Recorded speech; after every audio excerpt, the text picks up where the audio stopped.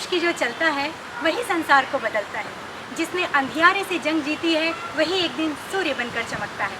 नमस्कार दोस्तों, मैं अंजू त्रिपाठी शख्सियत छत्तीसगढ़ के टीम की ओर से आप सभी दोस्तों का, जिन्होंने मुझे प्रत्यक्ष और अप्रत्यक्ष रूप से हमेशा सराहा है, उन सभी का मैं तहे दिल से शुक्रिया अदा करना चाहती हूं और आप सबका स्वागत है शख्सियत छत्तीसगढ़ के चैनल में। शख्सियत छत्तीसगढ़ के हमारे आज के इस खास एपिसोड में आप सभी दोस्तों को हम मिलवाने जा रहे हैं एक ऐसी शख्सियत से जिन्होंने अपनी कार्यशैली से दुर्ग भिलाई शहर के सभी लोगों का दिल जीत लिया है और मन मोह लिया है।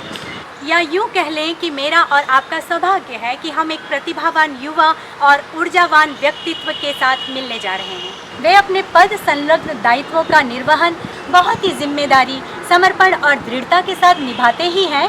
साथ ही साथ वे अपने सामाजिक दायित्वों का निर्वहन भी बखूबी निभाते। वे मिलनसार हैं, विनम्र हैं और वास्तविक जीवन में बहुत ही स्पष्टवादी और बहुत ही सरल व्यक्तित्व हैं। दोस्तों, जिस पद पर वो हैं उस पद पर रहकर सरल होना सबसे बड़ा और सबसे कठिन दायित्व है। लेकिन आपकी यही खूबी अपराधियों के नकारात्मकता की अमावस्या को सकारात्मकता की पूर्णिमा की ओर ले जाने के लिए प्रेरित करती है। जी हाँ दोस्तों, मैं बात कर रही हूँ कवर्धा जिले के पुलिस अधीक्षक डॉक्टर अभिषेक पल्लव जी।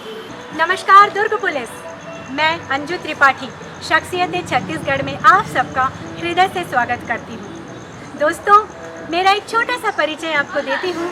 इससे पहले मैं एक्सिस बैंक में अपने 9 साल गुजार चुकी हूँ एज ए मैनेजर और आज आप सबके सामने एक साक्षात्कारकर्ता के रूप में मौजूद हूँ। मैं उस छत्तीसगढ़ में रहती हूँ जिस छत्तीसगढ़ को आप सब ने अपने घर की तरह खुशहाल रखा है और आपकी वर्दियों ने इसे संभाल रखा है। वो कोई और शहर होगा जहाँ लोग पुलिस वालों से डरते हैं, लेकिन हम वो छत्तीसगढ़िया हैं जो पुलिस वालों पर अखंड विश्वास करते हैं और उनसे बहुत प्यार करते हैं। Thank you Chhattisgarh police. तो दोस्तों, इंतज़ार की घड़ियां खत्म हो चुकी हैं। जिस घड़ी का हमें बहुत बेसब्री से इंतज़ार था वो पल आ चुका है। अब हम मौजूद हैं अभिषेक पल्लव सर के साथ। सर, शख्सियत छत्तीसगढ़ की टीम की ओर से आपका हृदय से स्वागत है। धन्यवाद सर, छत्तीसगढ़ के लोगों के दिलों में आपने बहुत जगह बना ली, घर कर लिया है। यहाँ के दर्शक जो हैं वो आपको भीतर तक जानना चाहते हैं, तो आप थोड़ी सी एक शुरुआत करिए। आपका जन्म कहाँ हुआ और शिक्षा कहाँ से प्राप्त की? मेरा जन्म बेगूसराय जिला बिहार में हुआ जी। और उसके बाद में पापा मिलिट्री इंजीनियरिंग सर्विसेज में इंजीनियरिंग सर्विसेज में थे। अच्छा। तो लगातार पापा का ट्रांसफ़र होता रहा। मेरी पढ़ाई केंद्रीय विद्यालय में रामगढ़ झारखंड, सिलीगुड़ी पश्चिम बंगाल, पुणे महाराष्ट्र, दिल्ली और फिर गोवा में 1 से लेकर 12 तक की मैंने शहरों में घूम लिया। बिल्कुल, भारत के अलग उत्तर दक्षिण पूर्व पश्चिम हर जगह पापा की प्रस्थापना रही। इसके कारण हर जगह की संस्कृति को समझना, वहाँ के लोगों को समझने में फ़ायदा मिला और सबसे बड़ी फ़ायदा वर्सटैलिटी का हुआ। लगातार कभी पापा का ट्रांसफ़र आता था, कभी अक्टूबर में, कभी नवंबर में, कभी फरवरी में। नए स्कूल में जाना, नए दोस्त बनाना, मिड सेशन में जाना, तो इससे ट्रांसफ़र का डर भी भाग गया और अडेप्टिबिलिटी काफ़ी अच्छी रही और ट्रू ऑल इंडिया कैरेक्टर रहा। क्योंकि लगातार केंद्रीय विद्यालय में आर्मी के बच्चे, एयरफोर्स परिवार के बच्चे, नेवी के बच्चे, तीनों के साथ रहना हुआ, तो इसके कारण डिफेंस फोर्सेस को पूरी तरह से देखने का मौका मिला और डिफेंस की तरफ शुरू से लालसा थी मेरी। उसके बाद +12 करने के बाद मुझे CBSE के through government medical college Goa में मैंने MBBS 99 से 2005 में किया। अच्छा। और उसके बाद भारत के सबसे सर्वश्रेष्ठ मेडिकल कॉलेज एम्स नई दिल्ली से मैंने 2006 से 2009 के बीच में MD साइकेट्री कंप्लीट किया। फिर दिल्ली के अच्छे जो गवर्नमेंट हॉस्पिटल्स हैं, इभास, GV पंत हॉस्पिटल, राम मनोहर लोहिया, वहाँ भी काम करने का मौका मिला। बहुत बढ़िया सर, कमाल कर दिया आपने। और फिर 2012 में सिविल सर्विस देके 2013 बैच का मुझे IPS एलोकेट हुआ और फिर छत्तीसगढ़ कॉलेज मुझे मिला। बहुत बढ़िया सर, बहुत बढ़िया। सर, जैसा कि आपने बताया कि आप एक डॉक्टर रह चुके हैं, तो डॉक्टर रहते हुए आप ऐशो आराम की ज़िंदगी जी सकते थे, लेकिन फिर भी आपने ये जोखिम भरा पद चुना, तो इसकी कोई खास वजह? निश्चित रूप से मैंने जब MBBS और MD किया, दिल्ली के बड़े अस्पतालों में काम कर रहा था, लेकिन हमेशा मरीज देखते हुए मुझे ऐसा लगा कि हम मरीज का केवल एक मेडिकल एस्पेक्ट ट्रीट करते हैं। जब तक उसका हम कल्चरल, सोशियो इकोनॉमिक पॉलिटिकल सब चीज़ों को ट्रीट ना करें तब तक वो मेंटली फिजिकली हेल्दी नहीं होता। बिल्कुल बिल्कुल। हम काफ़ी बार दवाइयाँ देते हैं, दवाई में घर वाले खिलाते नहीं हैं, वो खुद नहीं खाता। जी काफ़ी बीमारियों के स्टिग्मा होते हैं, काफ़ी फाइनेंशियल कॉन्स्टेंट्स होते हैं। जी तो जब तक हम फील्ड में रह के, जिला लेवल पे रह के उनके हर एस्पेक्ट पे काम ना करें, हम एक होलिस्टिक चेंज नहीं ला सकते।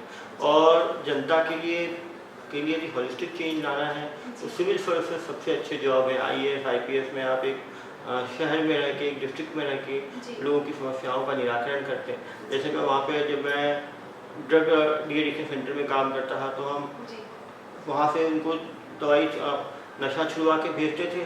जी दोबारा समाज में जाके बहुत सारे कारणों के कारण दोबारा वे नशे में लिप्त हो जाते थे। जी जी तो जी यदि नशे को पूरी तरह से ख़त्म करना है, जी जब पुलिस सेवा में हूँ तो हम धर पकड़ करके उसके सप्लाई को भी रोक पाते हैं, बिल्कुल उनको समझाइश भी दे पाते हैं, घर वालों को भी समझा पाते हैं। निश्चित रूप से सिविल सर्विसेज जो हैं वो जनता के लिए काम करने के लिए बहुत ही अच्छे एवेन्यू है, जी। काफ़ी सेटिस्फाइंग जॉब। मतलब मानसिक रूप से लोगों का इलाज करना। बिल्कुल, मानसिक रूप से समझना जी और फिर इंडिविजुअलाइज ट्रीटमेंट करना, जी जी उसका बहुत फ़ायदा मिलता है। बहुत बढ़िया सर। सर आपकी बातों से ऐसा लगा कि आप एक सेल्फ मोटिवेटेड पर्सन हैं, तो आपकी टीम को या आपके जो अधीनस्थ हैं उन लोगों को आप किस तरह से मोटिवेट करते हैं, प्रोत्साहित करते हैं? As a superintendent of police अधीक्षक के रूप में मैं एक टीम लीडर हूँ। जी मेरे अधीनस्थ करीब 2500 से 3000 कर्मचारी काम कर रहे हैं। जी मेरा जी। पहला फंडा है कि हम लोगों को रिवार्ड ज़्यादा करें और पनिश कम करें। बहुत बढ़िया सर। दूसरा है कि लोगों की पहले हम पुलिसकर्मियों की समस्याओं को समझें। जी जब मैं पुलिस में आया मैंने देखा कि काफ़ी हाई स्ट्रेस जॉब है, 24/7 इनका जॉब है। बिल्कुल। पहली बार दुर्ग जिले में मैंने साप्ताहिक अवकाश शुरू किया। हर एम्प्लॉय को अच्छा हफ्ते में एक दिन फिक्स डे छुट्टी मिलेगी। मंडे है तो साल भर मंडे मिलेगा। इससे अच्छा घर वाले भी जाने कि किस दिन वो छुट्टी में रहेगा और खुद भी जाने। दूसरी सबको मनपसंद पोस्टिंग दी गई।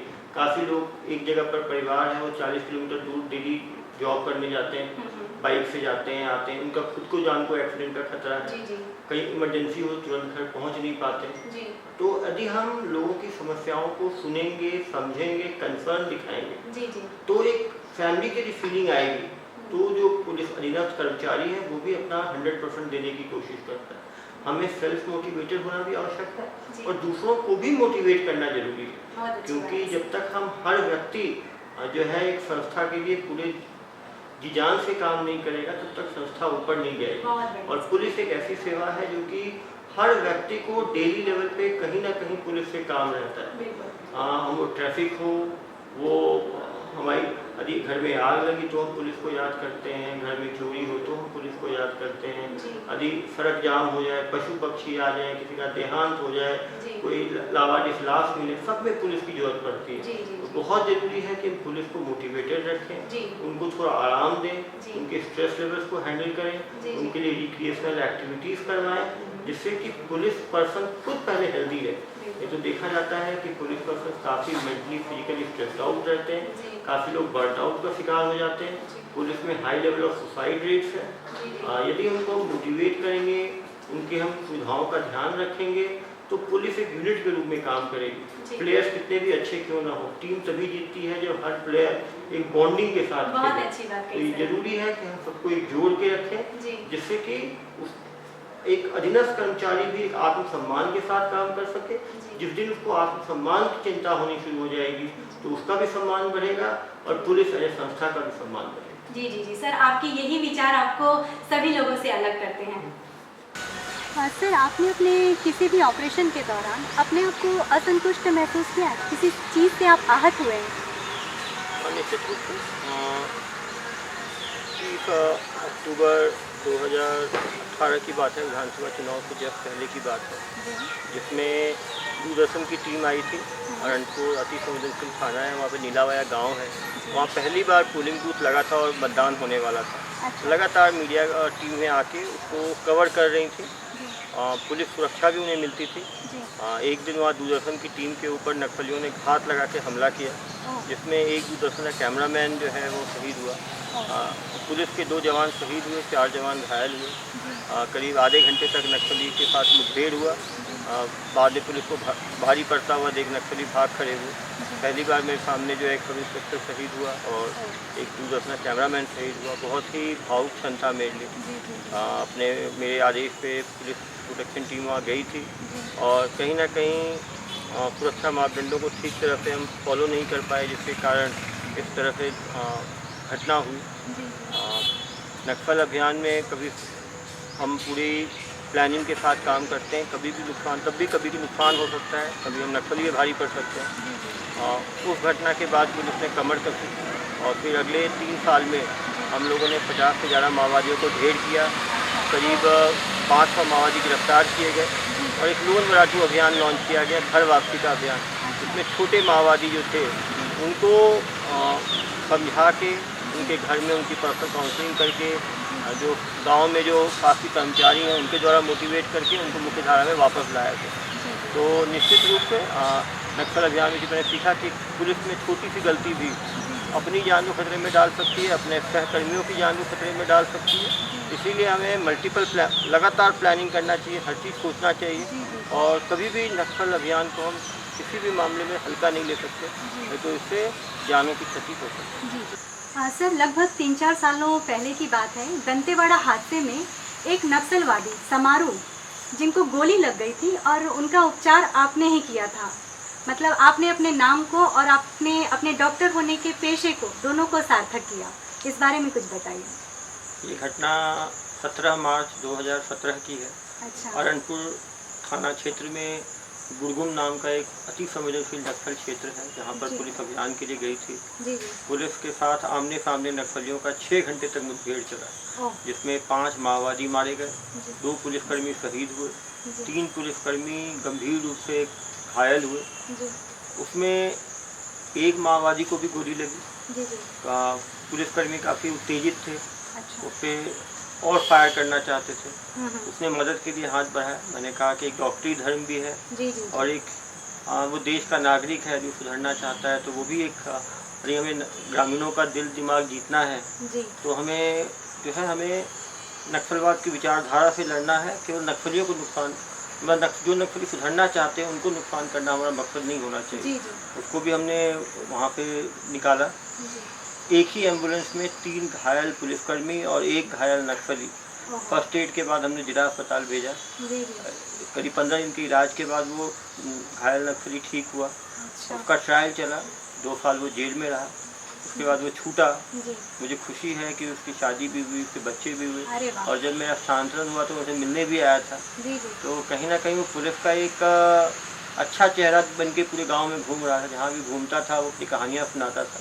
तो निश्चित रूप से हमें संवेदनशीलता के साथ नक्सल अभियान करना है। हमारी कोशिश ये होनी चाहिए कि छोटे माओवादी हैं, जो माओवादी मुख्य धारा में वापस आना चाहते हैं, उनको हम वापस बुलाएं और जो हम पे फायर करे उसका हम गोली का जवाब गोली से दें। तो उसके बाद हमने तीनों स्ट्रेटेजी पे काम किया। जो हमसे फायर कर रहा है उन पर हमने अभियान चलाए, जो हमें कहीं मिला उसे हमने गिरफ्तार किया और फिर छोटे माओवादियों को हमने मुख्य धारा में जोड़ने के लिए आत्मसमर्पण कराया। जी, बहुत बढ़िया सर। सख्त राहों में भी आसान ये सफ़र लगता है, सख्त राहों में भी आसान ये सफ़र लगता है, मुझे तो ये आपके माता पिता के दुआओं का असर लगता है। सर, बातचीत तो चलती रहेगी, आइए आपको दिखाती हूँ एक छोटी सी क्लिप।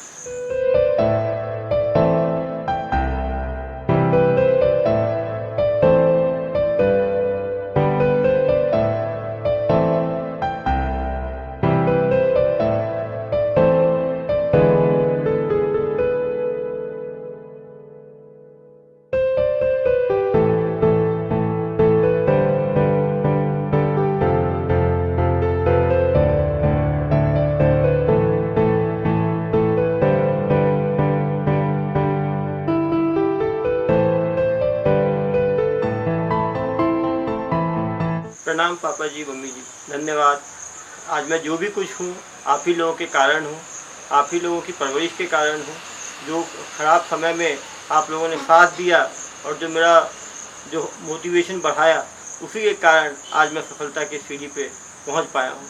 मैं दोबारा धन्यवाद देता हूँ। सर, आपके भाई साहब DFO हैं, आपकी सिस्टर डॉक्टर हैं और आपके जलवे तो हम सब देख ही रहे हैं। तो ऐसे संस्कार देने वाले माता पिता को हम सब की तरफ से भी नमन।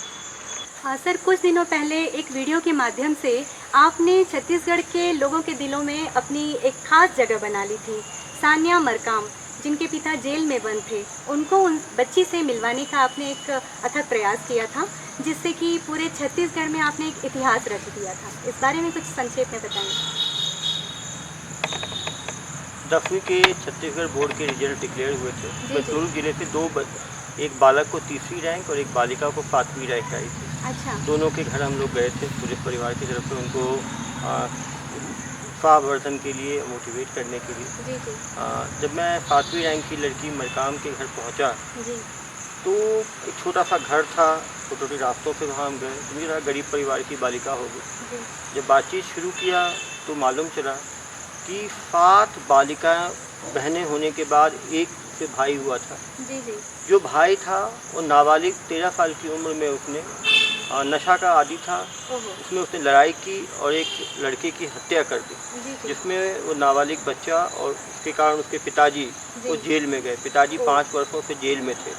ये लोग एक बार भी मिल नहीं पाए थे। इन समस्याओं में होने के बाद भी, इतना बड़ा परिवार होने के बाद भी, हम जिंदगी में बहुत परेशान होते हैं, हमें ये नहीं है, हमें ये नहीं है, हमें ये नहीं है। ये लड़की ये सिखाती है कि हम समस्याओं को ना देखें, हम मेहनत करके उन समस्याओं पे पार पाएं। उस लड़की ने मेहनत करके, जहाँ एक तरफ भाई था जिसके कारण पूरे परिवार को जिल्लत का सामना करना पड़ा, पिताजी को जेल जाना पड़ा, दूसरी तरफ ये बच्ची थी, सबसे बड़ी बहन थी फातों में, उसने पढ़ के पूरे परिवार को ख्याति दिलाई। उसके वो खुद भी पढ़ती थी, अपनी 6 छोटे बहनों को भी पढ़ाती थी। जब मैं उससे मिलने गया तो जब बात बढ़ी तो उसकी आंखों में आंसू आ गई और उसने मुझसे एक ही विश रखी कि सर, मुझे मेरे पापा से मिल के मुझे अपनी खुशखबरी शेयर करनी है। तुरंत हमने जेलर से बात की और क्योंकि रात हो गई थी, अगले दिन सुबह 11 बजे जैसे ही जेल खुला, उस बालिका को जाके उसके फादर से मिलाए। वो एक बहुत ही इमोशनल क्षण था। फादर और बिटिया दोनों रो रहे थे और फादर को फ़ख्र हो रहा था अपनी पुत्री के ऊपर। ये एक समाज में दिखाता है कि पुत्र और पुत्री में कोई अंतर नहीं है। यदि हम पुत्रियों को बराबर अपॉर्चुनिटी दें तो वो ज़िंदगी के हर मकाम में बालकों से बराबरी नहीं, उन पर अच्छा भी करके दिखा सकते हैं। और ये मरकाम जो है वो सोसाइटी के लिए इसलिए भी एक इम्पॉर्टेंट है कि हमें क्रिमिनल से घृणा नहीं करनी है, क्राइम से घृणा करनी है। और क्राइम करने वाला क्रिमिनल है, उसके परिवार वाले क्रिमिनल नहीं है। काफ़ी बार हम परिवार वालों को जिल्लत नज़र से देखते हैं, परिवार वालों को हम कोसते हैं, ताना देते हैं।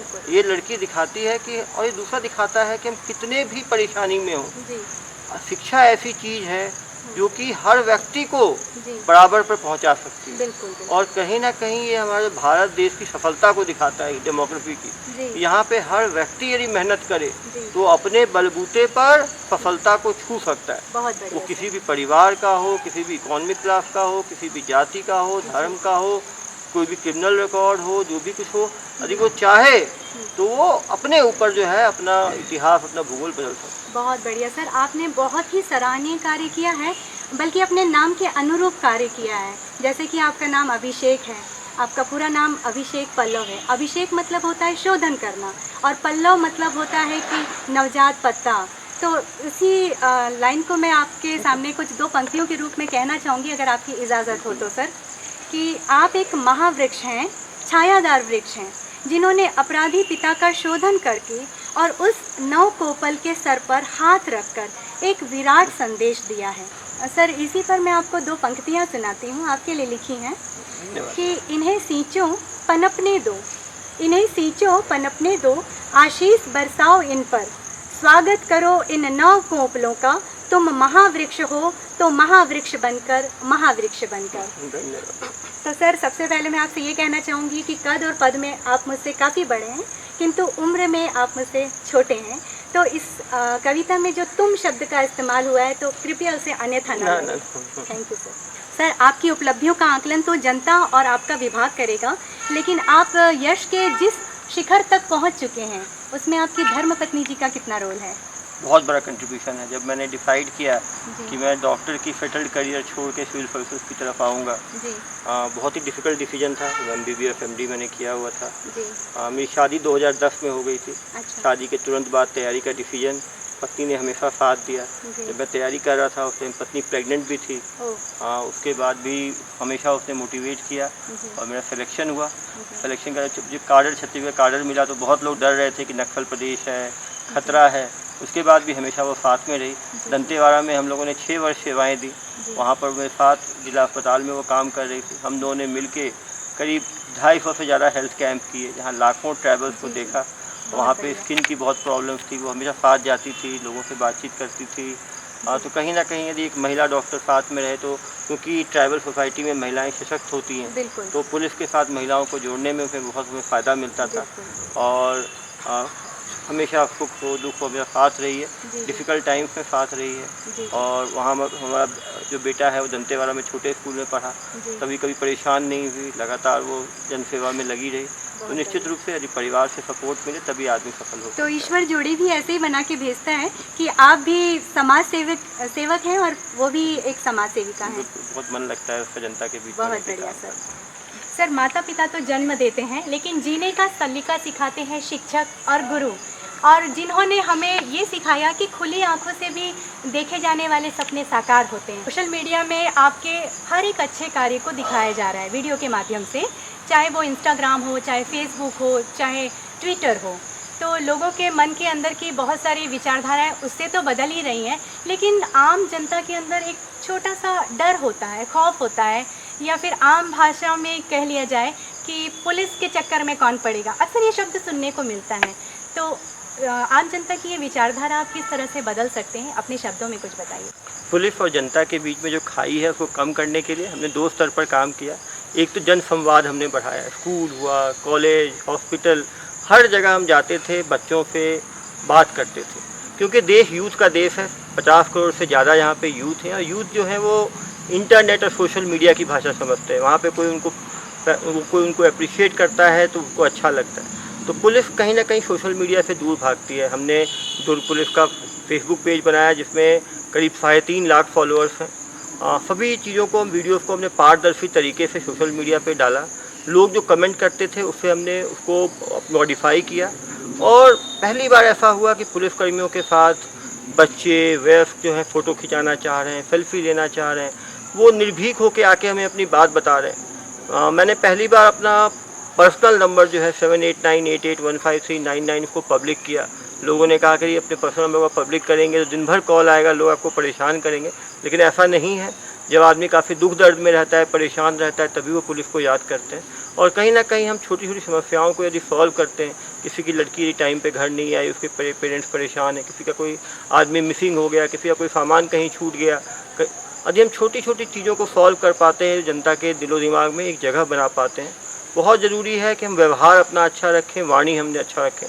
पुलिस काम काफ़ी करती है, कहीं ना कहीं हमारी छवि अच्छी नहीं है, इसीलिए हमने अधीनस्थ लोगों की सॉफ्ट स्किल ट्रेनिंग शुरू कराई। कैसे जनता से बात करना है, प्यार से कैसे बात करना है, इंट्रोगेशन स्किल्स कैसे क्रिमिनल से बात करना है। जब मैंने पीसी स्टार्ट किया, हमने 150 से ज़्यादा प्रेस कॉन्फ्रेंस किए, सभी में क्रिमिनल्स ने खुद ही अपनी गलती मानी, कैसे उन्होंने क्राइम किया उसके बारे में बताया। और पहले मान्यता थी कि हम मार पिटाई करके ही उगलवा सकते हैं, लेकिन 21st सेंचुरी में 3rd डिग्री से ज़्यादा जो सॉफ्ट पुलिसिंग है, हम बातचीत करके उनसे बात जान सकते हैं। और यदि हम बातचीत करके अच्छे इंट्रोगेशन से तथ्यों का पता लगाते हैं तो आगे क्राइम को भी रोक सकते हैं, और जनता भी जागरूक हो सकती है कि क्राइम कैसा होता है। हमने साइबर अवेयरनेस के ऊपर और ट्रैफिक अवेयरनेस के ऊपर कैंपेन चलाया, जिससे लाखों लोग अफेक्ट हो रहे थे। और सभी लोग डेली मुझे व्हाट्सएप पे सजेशंस भेजते हैं, जिनके साथ अपराध होता है उसके बारे में भेजते हैं, जिससे हमें लाइफ जो करंट जो चेंज हो रहा है क्राइम का सीन, उसके बारे में मालूम चलता है, और क्राइम को हैंडल करने में बहुत फ़ायदा मिलता है। सर, जैसे आप दूसरे प्रांत से आए हैं, आपने बताया, मैं भी दूसरे प्रांत से हूँ, मेरे हस्बैंड भी दूसरे प्रांत से आए हैं, लेकिन हम सभी मिलकर इस क्षेत्र को एक अच्छा समाज देने का भरसक प्रयत्न कर रहे हैं, है ना। तो जिस तरीके से मैं भिलाई में रहती हूँ, तो भिलाई को ये बहुत खुशी की बात है कि भिलाई को एजुकेशनल हब घोषित किया गया है। तो मेरा सर एक प्रश्न ये है कि बाहर से आए हुए कुछ स्वतंत्र बच्चे और कुछ आर्थिक तंगी के शिकार ऐसे बच्चे अपराध की ओर काफ़ी अग्रसर हो रहे हैं, तो उन युवाओं को आप कोई संदेश देना पसंद करेंगे? बिल्कुल, युवाओं से मैं ये अपील करूंगा कि उनके घर वाले पेरेंट्स काफ़ी मेहनत से पैसा जमा करके उनको एजुकेशनल सिटी पे या एजुकेशन पे के लिए भेज रहे हैं। जब हम स्कूल से कॉलेज की तरफ शिफ्ट होते हैं तो कहीं ना कहीं हम घर से अलग होते हैं, हम काफ़ी सारी गलत आदतों के शिकार बन सकते हैं। बहुत ज़रूरी है कि जो यूथ है वो नशे से दूर रहे। नशा जो है वो सबसे ज़्यादा हमें अपराध की तरफ खींच कर ले जाता है। दूसरा, ज़िंदगी में शॉर्टकट्स के पीछे ना जाएं। काफ़ी लोग जल्दी पैसा कमाने के चक्कर में अपराध की दुनिया में घुस रहे हैं। लोग ऑनलाइन बेटिंग में, जुए में, सट्टे में घुस रहे हैं, जिससे कि उनका करियर पूरी तरह से ख़त्म हो जाता है। तीसरी बात, वो ट्रैफिक नियमों का पालन करें, क्योंकि एडोलेसेंस होता है उस टाइम आदमी जो है, हर आदमी तेज़ गाड़ी चलाना चाहता है, ज़िंदगी में रिस्क लेना चाहता है, लेकिन वही तेज़ गाड़ी चलाने में कभी उनका खुद का एक्सीडेंट हो सकता है, उनके साथ दूसरों की जान जा सकती है, उनके कारण अपराध चढ़ सकते हैं। तो मैं यूथ से अपील करूंगा, शॉर्टकट से दूर रहें, नशे से दूर रहें, ट्रैफिक नियमों का पालन करें, ज़िंदगी में अपना एक गोल बनाएं और उस गोल के लिए पूरे दमखम के साथ लग जाएं। क्योंकि यदि एक युवक सफल होगा, सारे युवक सफल होंगे, तभी हमारा देश सफल होगा और तभी हम 21st सेंचुरी में जो है दुनिया में कहीं ना कहीं सुपर पावर बन पाए। बहुत बढ़िया सर, बहुत बढ़िया। इसी के साथ मैं भी अपने देश के युवाओं को एक छोटा सा संदेश देना चाहती हूँ कि तू तहलका मचाने के लिए पैदा हुआ है, क्यों गुमसुम गुमनाम बैठा है। तू तहलका मचाने के लिए पैदा हुआ है तो क्यों गुमसुम गुमनाम बैठा है। उठ, पहचान अपने आप को, उठ और पहचान अपने आप को, तेरे अंदर भी एक तूफान बैठा है। सर, हम आपको हर जगह एक सकारात्मक संदेश देते हुए पाते हैं और काउंसलिंग के द्वारा लोगों को अपराध मुक्त जीवन दे रहे हैं आप। तो हर प्रांत के सभी विभागों में आप एक अच्छा संदेश पहुंचा रहे हैं और आपने अपने काउंसलिंग के जरिए से तमाम पुलिसिया रवैये को भी ख़त्म कर दिया है। तो इसके बारे में आप कुछ बताना पसंद करेंगे? सकारात्मकता ज़िंदगी में बहुत ज़रूरी है। सकारात्मक व्यक्ति रहता है तो पॉजिटिव वाइब्स रहते हैं। बहुत ज़रूरी है कि युवा जो हैं फ्रस्ट्रेट ना हो। आजकल देखा गया है छोटी असफलता में ही आदमी परेशान हो जाता है, लोग डिप्रेशन में चले जाते हैं, काफ़ी ज़्यादा सुसाइड रेट्स बढ़ गए। भारत में पहले आत्महत्या वाली चीज़ नहीं थी, लेकिन आज के दिन में भारत में आत्महत्या के रेट्स दुनिया में सबसे ज़्यादा की ओर हम अग्रसर हो रहे हैं। बच्चों को असफलता नहीं मिलती है तो वो खाना बंद कर देते हैं, रूम में बंद हो जाते हैं, वो निगेटिव फीलिंग्स उनके अंदर आ जाती है। तो बहुत ज़रूरी है कि घर वाले भी जब बच्चे असफल हों तो उनके साथ बैठें, उन्हें समझाएं, उनके छोटी छोटी चीज़ों पर ध्यान दें। यदि कोई आदमी कुछ भी नॉर्मल बिहेवियर से अलग हो रहा है तो उसको एक प्रोफेशनल हेल्प दें, क्योंकि एक डिप्रेस्ड कमज़ोर युवा कभी भविष्य नहीं बना पाएगा। तो बहुत ज़रूरी है कि हम खुद भी सकारात्मक रहें और दूसरों को भी सकारात्मक रखें। कोई आदमी यदि परेशान दिख रहा है तो उसको पॉजिटिवली मोटिवेट करें। बहुत ज़रूरी है कि हर आदमी कुछ ना कुछ रिक्रिएशनल एक्टिविटीज़ रखे, जिसको जॉगिंग कर सकता है, कोर्स रख सकता है, योगा कर सकते हैं, अपने आप को बिजी रखना है, रिवीजन के साथ जोड़ सकते हैं, कोई अच्छे हॉबीज़ डेवलप कर सकते हैं, जिससे कि आप जो है उसमें आप बिजी रह पाएँ। और बहुत ज़रूरी है कि एक लंबा फोकस रखें, छोटी मोटी असफलताओं से डरे नहीं। मैं खुद MBBS में 2 बार में फेल हो गया था, लेकिन उसके बाद मैंने सबसे डिफ़िकल्ट जो हमारा पोस्ट ग्रेजुएट MD एग्ज़ाम होता है उसमें नीट में पूरे देश भर में मेरी डबल डिजिट में रैंक आई। बहुत बढ़िया। तो कभी भी असफलताओं से घबराएं नहीं, अपनी मेहनत से असफलता को सफलता में कन्वर्ट करें। बहुत बढ़िया सर। परिवार, रिश्ते और मित्रता और विभाग के दायित्व, इन सब के साथ आप आपस में सामंजस्य कैसे बिठा लेते हैं? बहुत ज़रूरी है time management, quality time management. जब भी हम जिसके साथ रहें उसी की बातें करें। एक कभी कभी क्या होता है, पर्सनल लाइफ में प्रॉब्लम हो तो उसको प्रोफेशनल लाइफ में लेके जाते हैं। काम का गुस्सा जो है हम घर में लाते हैं। जब हम घर में हैं तो ऑफिस का सोचते हैं। बहुत ज़रूरी है कि जब हम जो काम कर रहे हैं उसको उसी एकाग्रता के साथ करें। बच्चे के साथ कर रहे हैं तो बच्चे के साथ मिल के रहें, पत्नी के साथ है तो पत्नी के साथ, दोस्त के साथ है तो दोस्त के साथ। और बहुत ज़रूरी है कि हम जो है क्राइसिस मैनेजर अच्छे रहें। हम जो है ऐसी बातें करें जिससे दूसरे का फ़ायदा हो, और हम ऐसा कुछ भी ना करें कि दूसरा आदमी जो है वो दुखी हो या वो उसको घात लगे, क्योंकि बहुत बार ऐसा होता है। और जब भी आपको लगे कि आपने किसी के साथ कुछ गलत बोल दिया है तो आदमी को फ़ोन उठाना चाहिए, तुरंत उसे सॉरी बोलना चाहिए, तुरंत उससे जाके कभी भी दिल में किसी चीज़ को रखना नहीं चाहिए। मन मुटाव नहीं, मन को हमेशा खाली रखना चाहिए, बहता पानी की तरह, और तो उससे आदमी जो है सेटिस्फैक्शन के साथ अपने हर स्फीयर में काम कर सकता है। वाह वाह सर, बहुत बढ़िया। तो दोस्तों, आप कितना भी धन कमा लीजिए, जब तक आपके पास दोस्त नहीं है तो आप सबसे गरीब इंसान हैं। लेकिन हमारे अभिषेक सर इस चीज़ में भी बाजी मार गए हैं।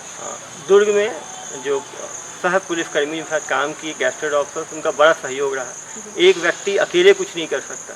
यदि मेरे साथ एडिशनल SP अनंत, संजय, ध्रुव, सारे IPS अधिकारी जो वहाँ हैं नहीं होते तो हम लोग इस तरह का काम नहीं कर पाते। कोई भी बड़ी चढ़ाई यदि चढ़नी है तो आपको साथ में सहयोगी चाहिए जो आपके साथ कदम में कदम मिला के चल पाएँ। हमेशा उन लोगों को मैंने काफ़ी चीज़ें मुझे समझाना पड़ा, काफ़ी चीज़ें उन लोगों ने मुझे फीडबैक दिया। बहुत ज़रूरी है कि ज़मीन पे हमारे कदम रहें, जनता का फीडबैक, सहकर्मियों का फीडबैक हमें मिलता रहे। और मैं खुशनसीब हूँ कि स्कूल में, कॉलेज में, मेडिकल में, यहाँ पे पुलिस में काफ़ी सारे अच्छे मुझे दोस्त मिले जिन्होंने हर लेवल पे मुझे गाइड किया और मेंटर किया। वाह वाह, मतलब आपके पास दोस्तों का भंडार है और आप सभी दोस्तों को जिन्होंने हमें अभिषेक पल्लव सर दिया है उन सभी को धन्यवाद शख्सियत छत्तीसगढ़ की टीम की ओर से। और अंत में सर चलते चलते मेरा अंतिम सवाल जो आपके फॉलोअर्स आपसे जानना चाहते हैं कि क्या डॉक्टर अभिषेक पल्लव भविष्य में कभी राजनीति में आना पसंद करेंगे? भविष्य तो कोई बता नहीं सकता। अभी मैं पुलिसिंग को एंजॉय कर रहा हूँ, पुलिसिंग में काफ़ी कुछ सीखने को मिल रहा है, जनता के भले के लिए बहुत कुछ करने को मिल रहा है। जी। जनता का प्यार अपरंपार मिल रहा है। जी। इससे काफ़ी सेटिस्फाइंग है, जनता के प्यार या ऊर्जा मिल रही है। यदि जनता का प्यार मिलता रहेगा, जनता चाहेगी तो आगे के बारे में भविष्य को बताना संभव नहीं है। लेकिन राजनीति रूल आउट नहीं किया जा सकता। ज़िंदगी में जब मैं डॉक्टरी पढ़ रहा था तो मैंने कभी सोचा नहीं था कि मैं पुलिस में आऊँगा। ज़िंदगी में बहुत कुछ होता है, जहाँ भी जनता की भलाई के लिए मौका मिले, जिस भी पद पे मिले, जिस भी तरीके से मिले वो मैं करना चाहूँगा। और सभी रास्ते खुले हुए। वाह वाह सर, हम ये कहना चाहते हैं सर कि आप जैसे व्यक्तित्व की इस देश को और इस समाज को बहुत ज़रूरत है सर, बहुत आवश्यकता है। Thank you sir. आप जब भिलाई दुर्ग में थे, दुर्ग जिले में, उस समय आपने और आपकी टीम ने बहुत ही उत्कृष्ट प्रदर्शन किया, बहुत ही सराहनीय कार्य किया। तो शख्सियत छत्तीसगढ़ की टीम की ओर से हम आपको सम्मान देना चाहते हैं। धन्यवाद। Shri Vinod Tiwari ji, thank you.